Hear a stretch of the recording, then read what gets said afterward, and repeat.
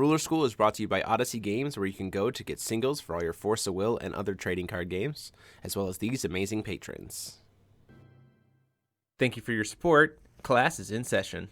Hey there, Rulers, DF073 here, bringing you a deck profile for the Magna Infinite. Before we get into that, though, there's just a little bit more time left to try to grab your pre-orders for Epic of the Dragon Lord Set 1 Saga Cluster from Odyssey Games. Check it out down below and remember to use that coupon code to get free shipping on boxes of 2 boxes or more. But, yes, Magna Infinite. Let's take infinite turns. This list was designed by Lars G from Germany, very, very talented player, comes up with all kinds of crazy stuff, and he was kind enough to send us this list. I will go into exactly how the combo works after I run through the list. It does not look like a standard Magna list in any way because it's just awkward. So we've got Magna, obviously, really pretty much using him for the fact that we can have strangers in the main deck, and the fact that we want that 5 colors as consistently as possible to make this combo effective. You can grab strangers out, and if worse comes to worse, you need to try to set up the infinite combo. It is possible to do some shenanigans using Flip to try to get Undine, but it's a little bit wonky. Stone base wise, we're playing 2 Heat Rays, 1 Heart's Core, 2 Black Silence, 1 Heaven's Rift, and then 4 Autorakia's Memoria to be able to reproduce all 5 colors. Like I said, it's a weird stone base, it's a weird deck, but it does work. Going into the main deck here, we're playing 3 Togusa.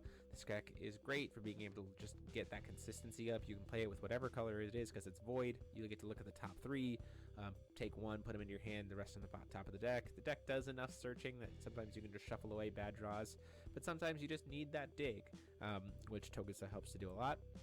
3 copies of Magic Stance for some more draw power and to be able to reset things like Defense Stance.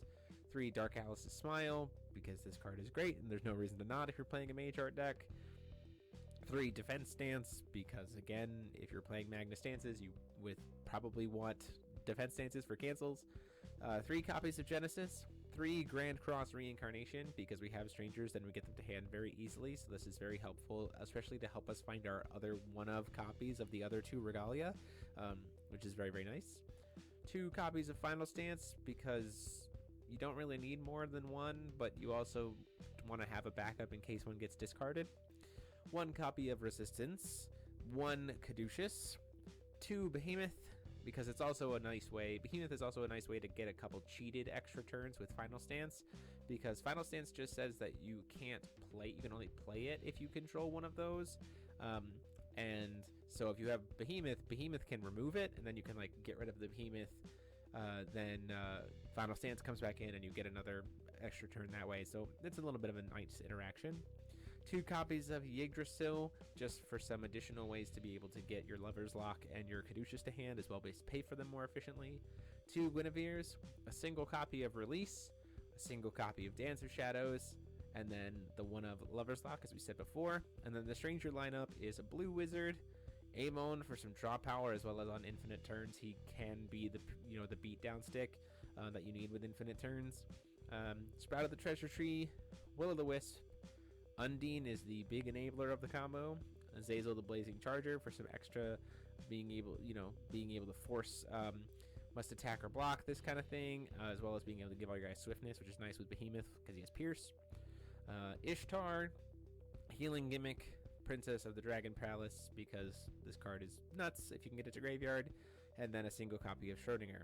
So the main pieces of the combo are Schrodinger, Undine, Final Stance, and then any other stance. Probably you want Magic Stance, and then eventually just kind of like have a Defense Stance sitting on board. Can work either way. But essentially what happens is you have your Magic Stance or your Defense Stance sitting on board, and then Final Stance gets cast. And then that leads to, in response to Final Stance's like trigger to get an extra turn, the trigger for the Defense Stance, whatever, is going to also go on the chase to get banished. But what you can do in response to that is you can flash in Undine, and then Undine can use her trigger to bounce back your stance and your Final Stance back to your hand. So Final Stance doesn't have to be on the field for you to get an extra turn. Defense Stance, obviously if you put it back in your hands, you don't have to banish it. Same with Magic Stance. So then you kind of recycled it. Then the follow-up to that is, because you've got a Undine on the field and we can only play one, the playline becomes Magic Stance or Defense Stance into Final Stance, and then in response to the trigger, you flash in Schrodinger, and Schrodinger lets you then immediately flicker the Undine.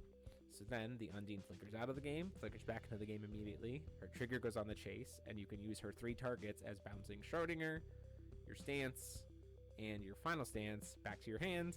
Nothing gets banished, you get an extra turn, and then you can just repeat that infinite times, provided they don't have an answer or a cancel to any of that, or have a way to remove your Undine. So that is infinite turns, and then at that point in time, with infinite turns, you will eventually run your opponent out of cards, and you will eventually just chip them to death, because there's nothing they can do about it. So that is the way the deck functions. Hope you guys liked it. It was a ton of fun to play. Hope you guys enjoyed watching it getting played out there. Definitely recommend trying it out, but be sure to practice the combo a little bit so you don't get confused. Again, huge thanks to Lars for shipping us the list and letting us play for you on the channel. Let us know if you have some other fun takes on Magna that you've come up with in the meantime in the comment sections. Go ahead and check that link for Odyssey as well. And as always, this is DMO73 saying class dismissed.